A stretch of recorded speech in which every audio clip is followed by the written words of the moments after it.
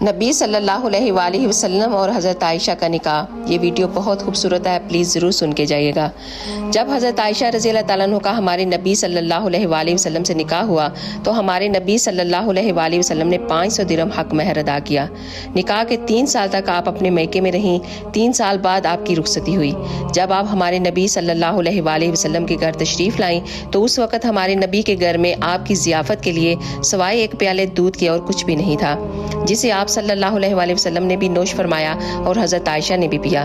اور پھر شادی کے بعد آپ جس حجرے مبارک میں رہیں اس کی کل کائنات ایک چارپائی، ایک بستر اور ایک کھجور کی چھال کا بھرا ہوا تکیہ اور کچھ مٹکے تھے پانی اور کھجور رکھنے کے لیے، اور گھر کی چھت اتنی اونچی تھی کہ آپ صلی اللہ علیہ وآلہ وسلم کھڑے ہوتے تو اس کی چھت کو ٹچ کر سکتے تھے، چھو سکتے تھے۔